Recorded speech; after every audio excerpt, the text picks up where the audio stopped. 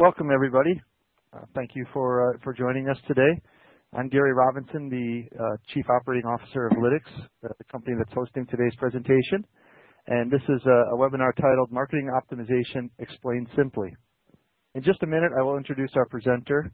But first, I want to go through a couple quick housekeeping items. If you're new to Bright Talk, this information will be particularly useful for you. First of all, you are all muted, as you may have already noticed. If you have any questions, please use the Ask a Question button at the top of your viewer. Second, you'll see a Rate This button. We would love to get your feedback, provide a rating, any feedback you have at the end of the presentation. And then also note that you can expand your viewer to the full screen by clicking on the rectangle icon in the bottom right corner. I encourage you to do this to see the presentation as clearly as possible. And one last thing. The PowerPoint presentation that you're going to be seeing today will be available as an attachment as well as an on-demand video like the webinar. So if you have any colleagues or friends that you think would benefit from seeing this, they can. Just send them to the link that you used today. And like I said, we'll put the presentation out there for you to download shortly following today's live presentation. All right, with that then, let me present Paul Maiste. He is the President and CEO of Lityx. He has 25 years experience providing business intelligence, analytics, and management consulting services. Paul's experience includes 7 years at PricewaterhouseCoopers, where he led the firm's CRM-focused analytics and data mining practice, and was a global alliance manager in the relationship marketing and data warehousing practices. Paul holds a Bachelor of Science degree in mathematics from Loyola College in Maryland and a Ph.D. in statistics from North Carolina State University. Paul, the floor is all yours. Okay, thanks a lot, Gary. Good morning or good afternoon, as the case may be, to everyone. As Gary said, we're very happy to have you here today to join us for this webinar. So I'm going to jump right into it. The title, Marketing Optimization Explained Simply. Definitely a tough title to kind of match expectations. Not necessarily going to be easy to hit the mark, but that's what I'm going to try and do here. I think a lot of you probably think of optimization, and rightfully so, as one of, if not the most complex analytic path that an organization can undertake, and whittling it down in a way that explains it simply definitely is going to be my challenge here today. I like this definition of a word optimization sort of as our starting point. I like it because it encompasses two aspects of the idea behind optimization. One is sort of a higher level view that, we might all take as marketers or business people. And then there's sort of a technical, mathematical part to the definition as well. If you kind of look at it from the marketing and the business perspective, what we get out of it, sort of the first part of the definition there, is that optimization is going to help us get the most from our efforts, the most we could possibly get, if you think about it that way, from the, based on the circumstances that we're in. Getting there involves a lot of things, and certainly one of those things are mathematical techniques that are often complex and difficult and definitely not easily accessible to the marketer. So today, I'm really going to focus on the business side of things, so really the first, kind of drilling down on the first part of the definition, and along the way, leave you with some thoughts, middle and also at the end on how you can actually accomplish those things from a tools and techniques and from a more technical point of view, but definitely we'll have a business focus to our discussion today. So, it's likely that you've come across these words before, lots of different words and phrases that relate to different ways to do or think about or label marketing optimization. So, in a lot of these cases, it really has to do with picking off, a subset of the marketing organization, maybe a certain channel or a certain product, and focusing your optimization efforts there.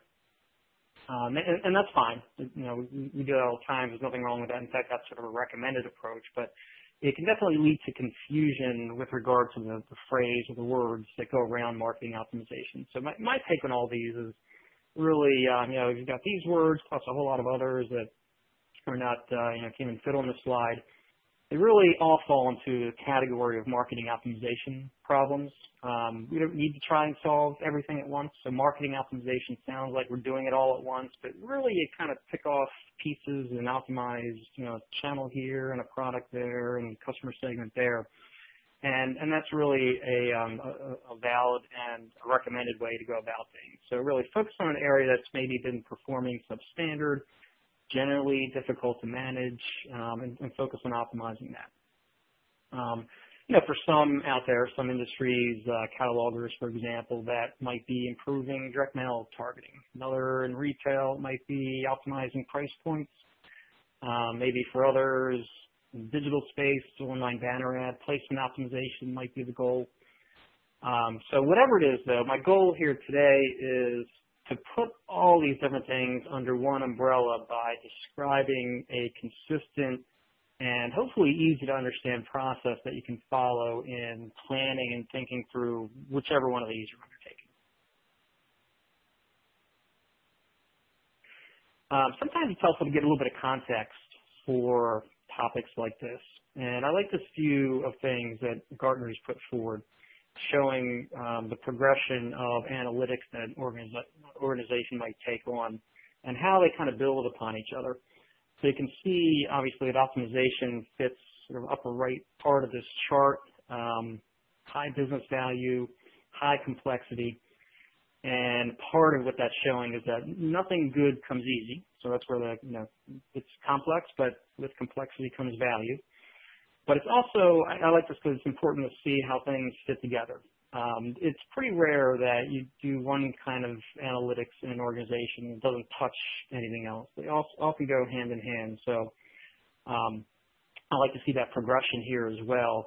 As an example of that, we here at Lityx do quite a bit of optimization work for our clients, and in almost all cases, it's directly embedded with outputs from predictive models, for example, predictive analytics. And in most cases, results from optimization, they feed back into reports or BI tools as well. So while it's complex and there's definitely a lot of value to be had from that complexity, they work together, these various forms of analytics. Quick word here on the potential impact of marketing optimization. It's definitely a buzzword out there, and usually with buzzwords come value if things can be done correctly. And that definitely is the case for marketing optimization. We'll talk in a little bit about KPIs, key performance indicators. And the real goal of any optimization process is to affect one or maybe multiple of these KPIs. So, simple examples here, whether it's your response rate or conversions, revenue, cost per order, ROI, profitability, things like that. These are the things we're looking to impact from the business point of view. And often we may be impacting them within a channel, sometimes across multiple channels. The key thing here is, though, that we're not looking to do marketing optimization just because Gartner mentioned it and put it up in the upper right corner because it's a cool word or a buzzword. It's really because it does, if done correctly, brings pretty significant results to the marketing organization. So I want to step into a real example of an optimization process, one that we've developed here at Lityx for a client. And I'm going to call this, as we walk through it, a media targeting or media optimization example. The problem itself, if we were to kind of go into all the layers and details of its complexity, is a pretty hard, difficult, complex problem. And at the end of the day, when we solved it and were able to implement it, delivered a ton of value, a ton of results in terms of key performance indicators for the client.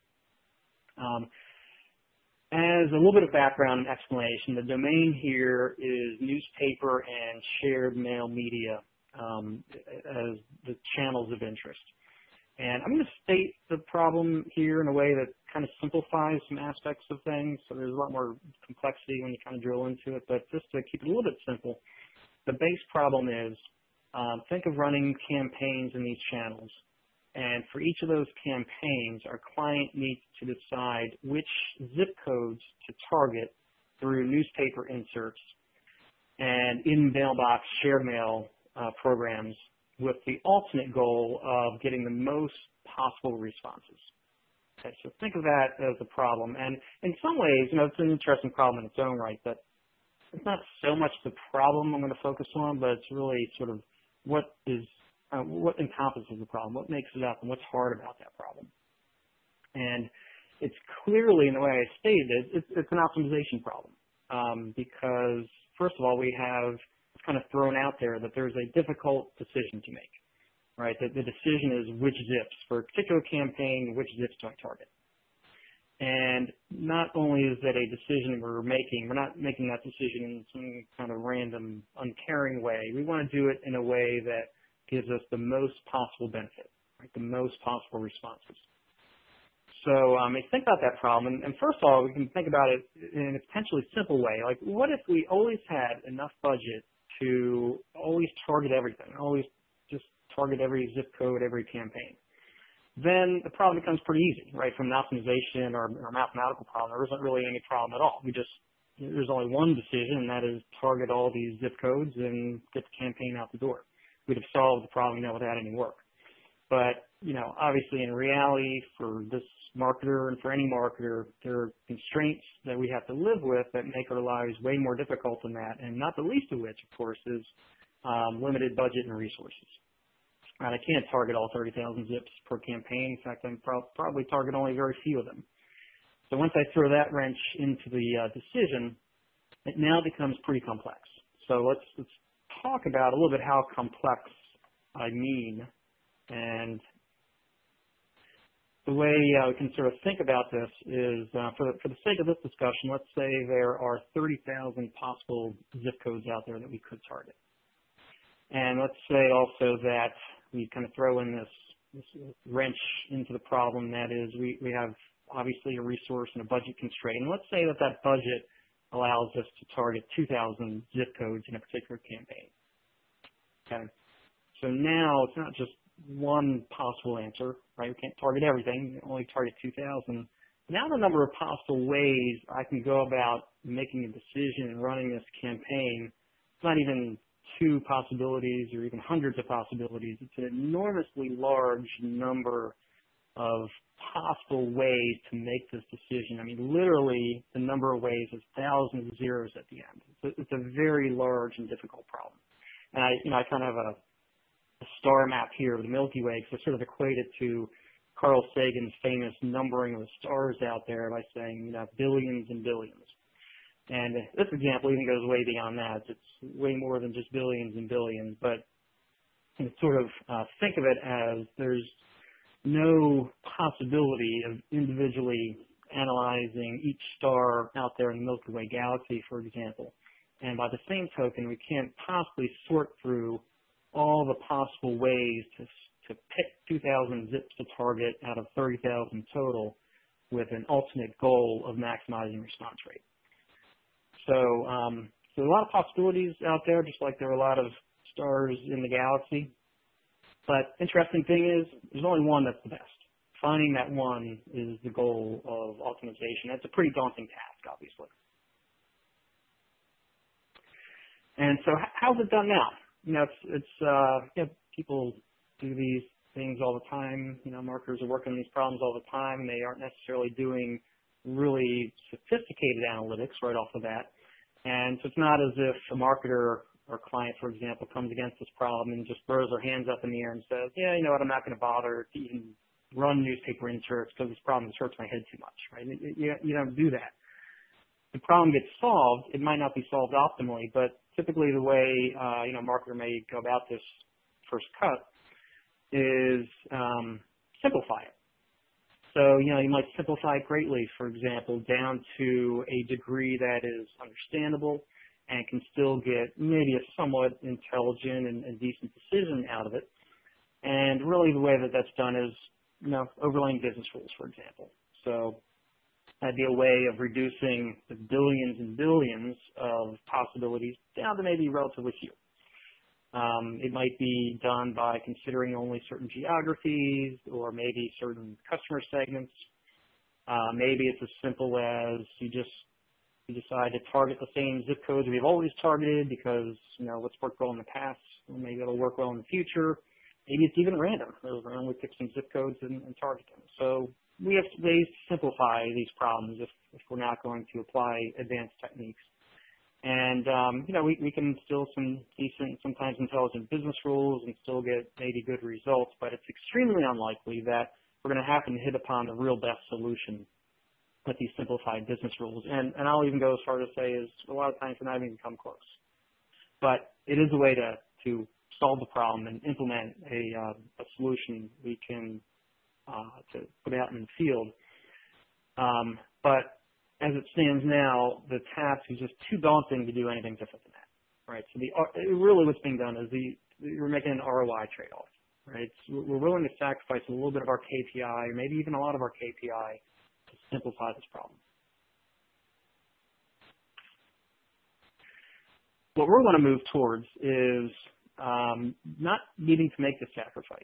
And we can do that by putting in place and leveraging a process and some technologies to go along with that process that help weed through and make and do this iterative, very hard, difficult work for us. What's on us as a part of that, right? We can't step back and just let tools take over. What's on us, we have to lay out the problem, the data, our objectives, our constraints that are a part of the problem real clearly, and then we can put the technology to work. So those things themselves are hard, and that's what most of the rest of the presentation is going to focus through, is walking through those steps.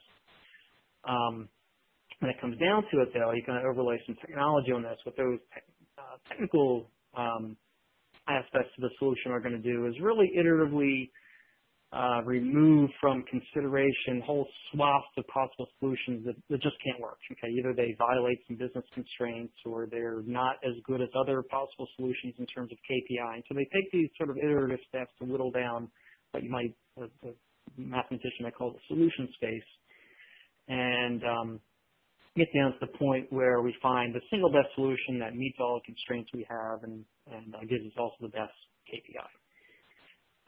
For the most part, we're leaving, I'm here in this talk, leaving all those details that underlie the technical underpinnings outside of this talk. And for now, I'm going to focus on the steps that the marketer can take to prepare the problem in a way that the technical solutions can then pick up on. Okay, so let's jump into it. And what I want to do is start walking through what are going to be 4 steps to thinking through and setting up an optimization problem. And of course, start here with step 1. So what's our key business metric? That's the first question. Our KPI, what's the thing that we want to optimize? A related technical word that you might hear sometimes is objective function. And that's going to be, on the technical side of things, related to the choice that we make here as far as our key KPI. In some sense, you could think of this as like it's kind of the easiest part because, as marketers, we're pretty familiar with the metrics that drive our business. And, if or maybe it's just something we're being asked to improve by our CMO, can give us some direction from upon high. Typical things here: increase response rate, decrease churn, improve ROI, decrease cost per conversion, all the common goals that we often have as marketers. For the sake of our discussion, and really for most real optimization problems, we do have to narrow it down and pick just one. So what's interesting is that you'll find that many KPIs trade off against each other, right? And so, in other words, it's not necessarily, in fact, not often the case that improving one of these KPIs will naturally improve all the other ones. There's always trade-offs being made. For example, you think about wanting to improve response rate.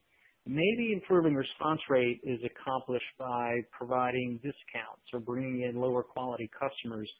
And while it might improve response rate, it might be a drag on some other metric like profitability or revenue per order. So a lot of times the choice of KPI, it really makes the choice of KPI important, but it's also important to understand what the trade-offs are with regard to other things you may be interested in. To tie it back real quickly to the media optimization problem I had introduced, in that problem we were focusing on a sort of the core KPI the number of responders. That was our main KPI of interest, and of course we wanted to maximize it. Okay, second step. I'm going to talk here about the concepts of marketing levers and constraints. You can really break these down almost into two steps, maybe steps 2A and 2B. I like to think of levers as the set of things that the marketer can affect. Okay, also maybe think of these as the dimensions of their business. A couple of examples here, channels, products, creative choices that can be made, budget, so on and so on. Kind of think of it this way. The levers that we define and make use of in a problem are the things that we can kind of pull and twist and tug on in order to affect a decision that improves whatever KPI we're focusing on. A quick example of that, it might be that, let's say, offering certain products only through certain channels can help drive sales. So if I kind of twist and turn and pull on the combination of channels and products, you can play with the mix of channels and products and really think of those as marketing levers that can drive sales and affect this KPI. Related to the levers are what I'm going to call business constraints. These are things that think of constraints that we have to follow. Whatever solution we come up with has to fall in line with these constraints. They're usually constraints that affect and go along with the marketing levers that we're looking at. Budget's a common constraint.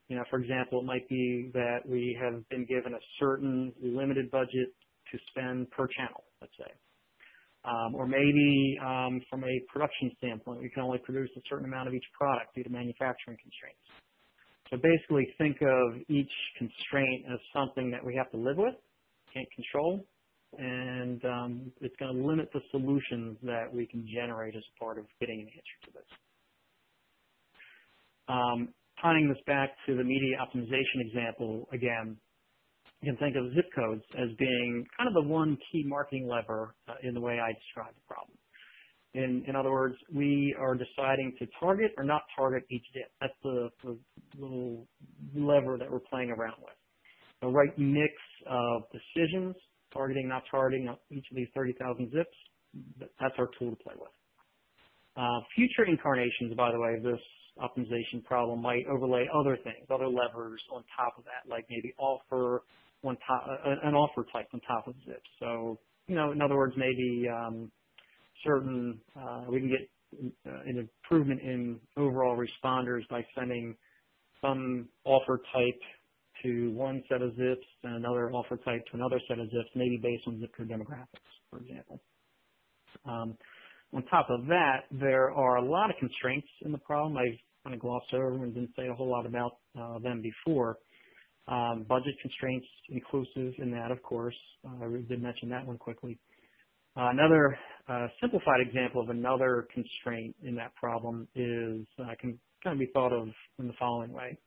When deciding which zip codes to target, the newspapers themselves have a certain footprint and targeting maps. And so we can't always just target randomly any zip code out there because we have to follow zip code footprints and zip code targeting maps, and some zip codes go along with each other. So we've got some rules to follow, and what it really does, again, is serve to limit these billions and billions of possibilities because some of them just don't work together. Okay, moving on. Key thing, obviously, is data. Anything driven by analytics, data plays a significant role, and it does here as well. It can be daunting, collecting data, organizing data. But again, it's no different than other analytic tasks we try and accomplish within an organization, right? Whether it's BI or predictive models, we can't do those things without data. And the same thing's true for optimization. So I'm not adding anything new to the process just because it's optimization, but we do think about things a little bit differently. The data you do collect can be pretty specific to your problem, but some common examples out here. So historical results, forecasts, costs that are part of the problem, outputs from predictive models are often a part of it. For example, an example of that might be individual response likelihood predictions. The biggest challenge, I'll put that in the red box here, is ensuring that we can capture whatever data points we need across all of our marketing levers. And in fact, we'll talk about this more as we go through some examples, but in fact, collecting them in a way that crosses overall combinations of our marketing levers. So again, I'll see a little bit more what I mean by that in a bit.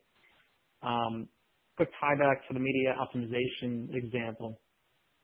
In that case, we had access to supporting data such as historical targeting history at the zip code level, past response rates that we observed, newspaper circulation data and media costs would be another example, zip code level demographics, and even, again, tying back to predictive models, even model scores that help us estimate future zip code level response rates.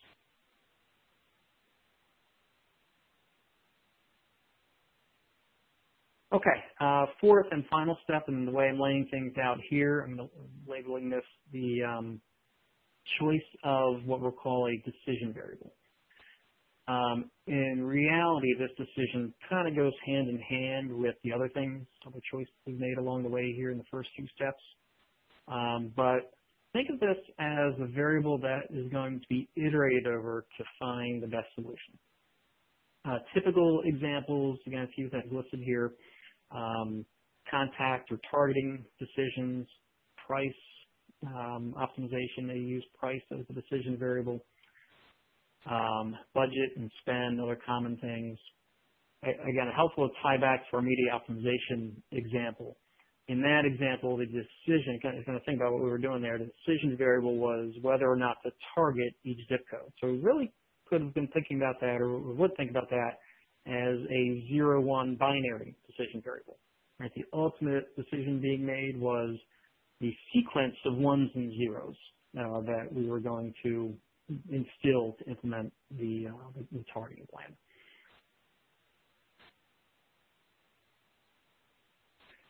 Okay, so now in just a second, I'm going to walk through these steps and kind of walk through another example and put some real numbers and real data to the problem.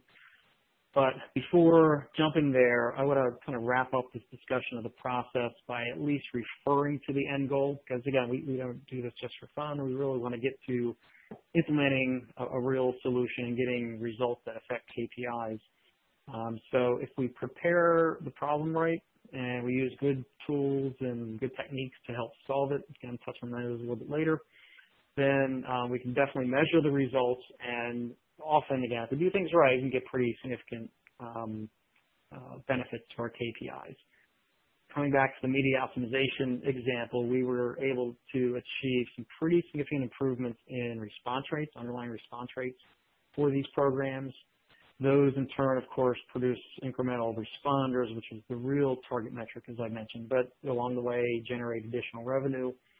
And as a nice side effect that came out of the whole process, once this process and the tools were set up and in place, the time required to plan campaigns was significantly reduced. So it really just added another layer to the overall ROI improvement that this overall optimization program found for the client. Okay, so let's put another problem against this set of steps that I've laid out here. And I want to walk through an example. The media optimization example it's a little bit too complex to kind of go through it into a lot more detail in the amount of time we have in a webinar like this. So I do think that it'll be helpful to see some real numbers and attach some real problems and answers to the set of steps that I've laid out. So what I'm going to do here is introduce a sample problem, and let's call it our sales rep optimization problem. Generally, the goal that we're going to have here is to, we want to perform outbound sales and marketing calls, and we want to optimize that effort. And what I'll do here over the next few slides is walk through it slowly and kind of touch on these 4 steps that we've laid out.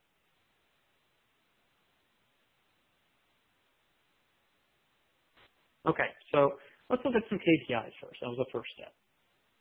A lot of things we could be interested in, of course. You know, whenever we list KPIs, it's not as if they're the only KPIs we could ever care about, but in this case, let's think about these 5 here. I have a few listed, so total calls to make, the total responses we get would be another one. Total sales that we make as a result of these efforts in dollars would be a third one. Overall response rate from the program, and also maybe something like overall dollars per call. So how much revenue do we generate per call made? They're all important, like I said, not necessarily that one's better than the other, but and like I said before, some of them go hand in hand. Okay, some go hand in hand, some maybe go in opposite directions. For the sake of our discussion here and our example, let's say that our CMO has they tasked us with improving our outbound phone call response rates. Okay, so I use the word improve there. So let's interpret the CMO, his or her use of the word improve as our jumping off point to not only improve, but also optimize. Right? Kind of know I'm making a little bit of a differentiation between those words. So improving versus optimizing. Improving is a step towards optimizing, but optimizing is really the ultimate goal. It's really the ultimate improvement that we can make.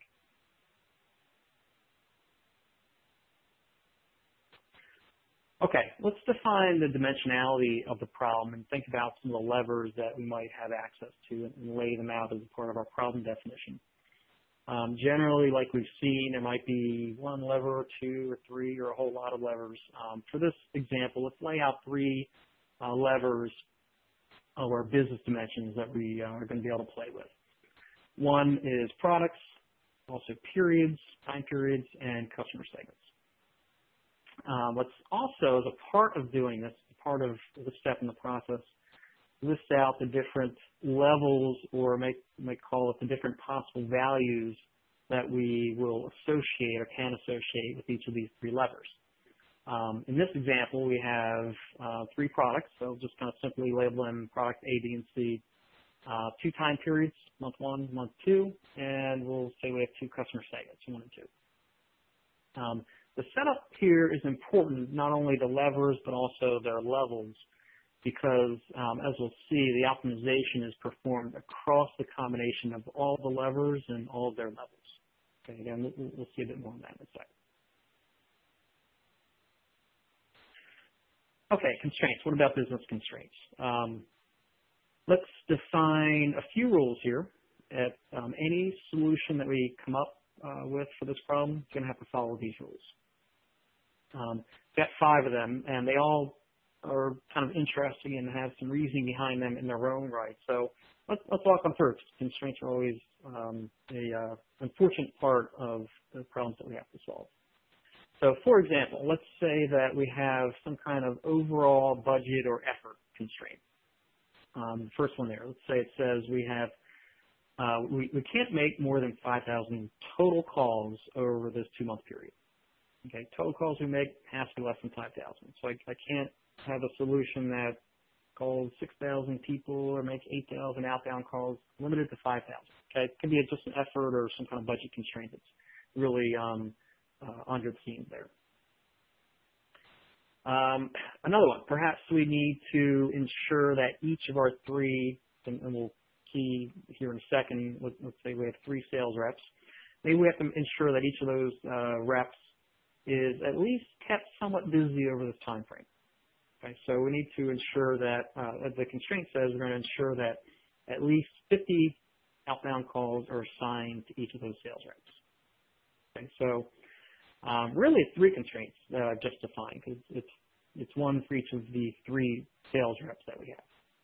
Okay, basically we're saying we can't have our sales reps sitting around twiddling their thumbs. Got to give them something to do, even if they're underperforming as a sales rep.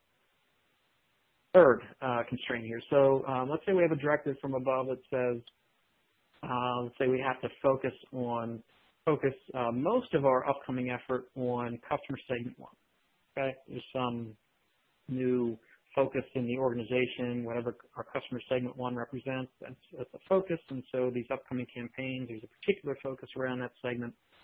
And so let's say that leads us to a constraint here that says we have to make at least 65% of our calls into that first segment. Okay, that's the third constraint. Fourth one, whatever plan we come up with has to generate at least $1,000 in total sales. Okay, so in other words, that kind of helps mitigate the trade-off between response rate and overall sales. Right, so our target KPI was response rate, and we wanted to optimize that. But by doing that, we might, as I kind of alluded to before, another example, we might be putting a limit or sacrificing total sales. Like maybe improving response rate leads to lower quality sales being made. All right, so this kind of helps manage that trade-off. And then finally, fifth one there, for the sake of appropriate resource allocation, we might want to ensure that, say, 45% of all calls are made in each of the 2-month periods. Okay, so in other words, we don't want to generate a plan that puts too much effort in one month or the other. Again, just purely a resource allocation. The constraints, you notice, all these things are limiting, right? Once we put a constraint on the problem, the solution, the optimal solution we come up with can only get worse, right? Or maybe stay the same, but generally it's going to get worse. In other words, like with that allocation over the 2 months, what if month 2 were the prime month for generating phone call responses? If we limit the effort, put this constraint on the problem in the way we have here, it's only going to hurt the result. It's only going to hurt the answer that we get, right? We'd be shifting resources to the first month when it's an underperforming month. So the thing is, we're making trade-offs, and we need to adhere to these business rules and trade off the ability to improve KPIs. So maybe we get an answer that's not optimal, like globally optimal, as we might say as a mathematician, but it will be optimal in the context of the constraints that we have.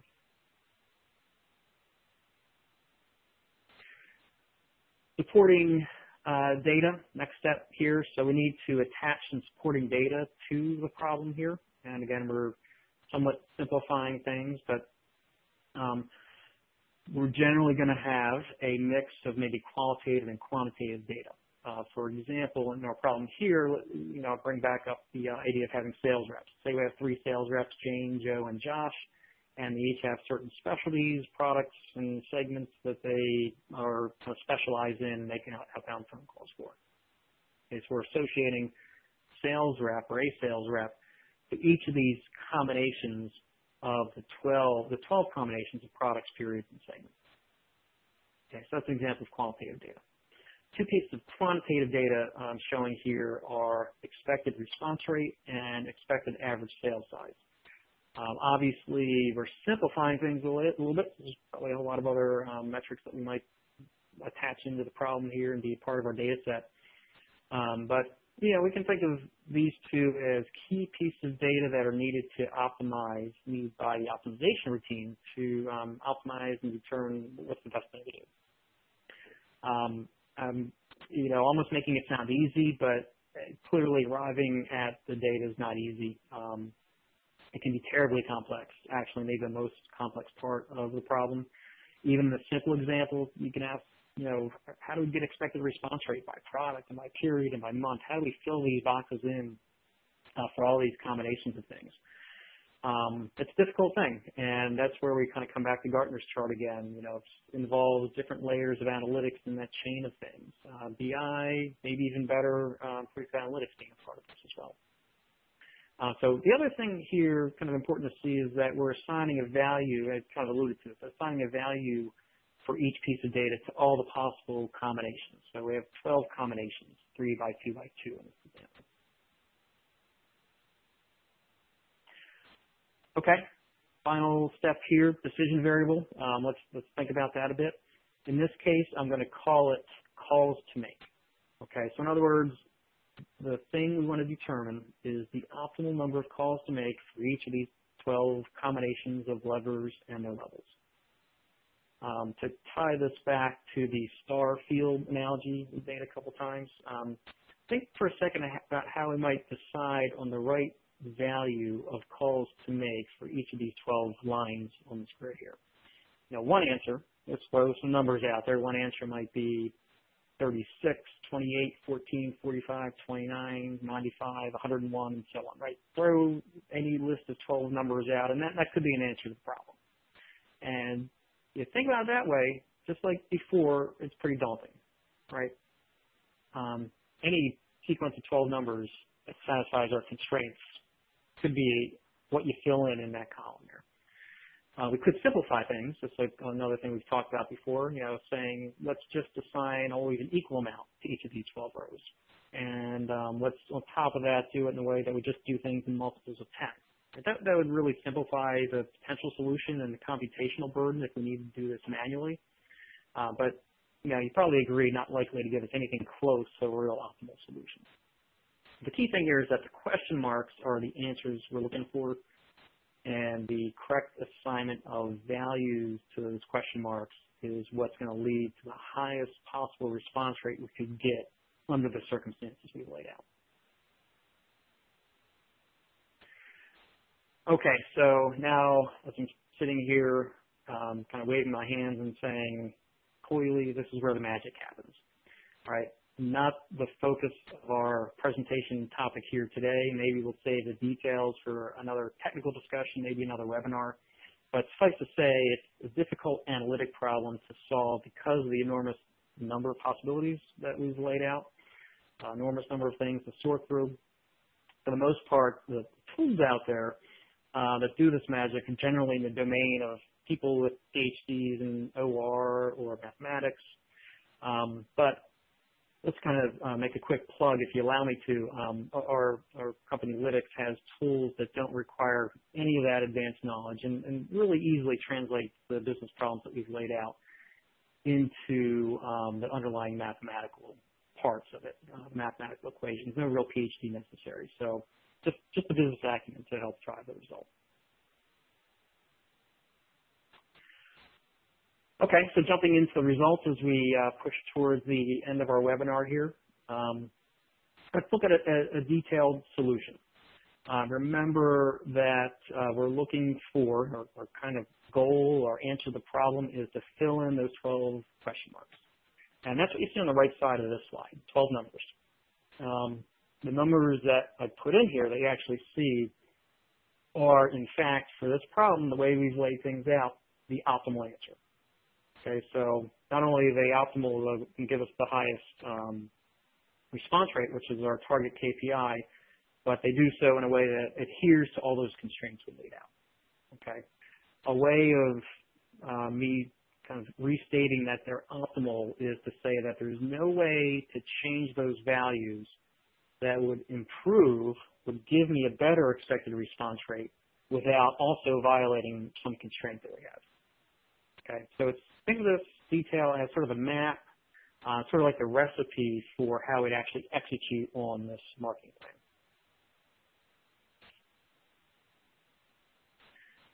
plan. Sometimes it's interesting as that those summary results are, as those detailed results are summary results. So in other words, look at this slide here. What do we expect the outcomes to be if we were to implement that recommended detailed plan?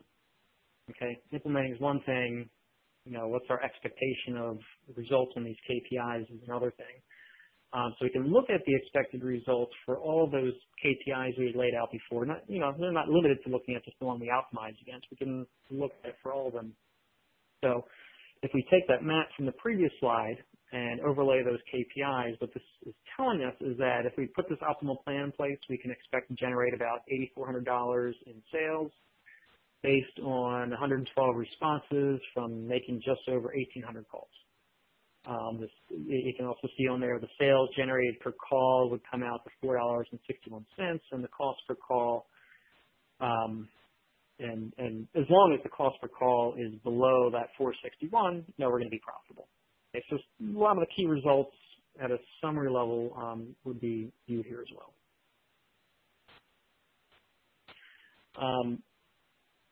It's important to note that whether it's the detailed results or these summary results, they're really only as good as the data that we have. If we're way off, for example, in these estimates we've made of response rates for these different levers and levels in that big chart that we had a couple slides ago, then the answer is going to be off. right? That's why even with this magic, putting quotes around the word magic, that takes care of a lot of that hard work that's in the middle. Some of the most important steps we're taking along the way as business people and marketers is to make sure that we get the problem defined correctly and the data as accurate as possible. Because like we always say in the data world, the answer is only as good as the data you put in. So same thing with optimization, nothing different there. Okay, well, let me wrap up by first saying thanks, of course, to everyone out there for spending some time with me today. Definitely hope you learned something and was able to at least come close to hitting the mark on explaining marketing optimizations fairly understandably in a fairly simple way. Given where we are on time, if you did ask a question, looks like there are at least a couple out there. What we'll do is get back to you personally by email on those questions. Also, I think Gary mentioned this, but I do want to point out that the download version of the presentation will also include some slides at the end that show a bit about how our product, Lityx IQ, can help you through some of these processes, especially make the technical part of the optimization a lot simpler. So, again, hope you enjoyed it. Have a good rest of your day.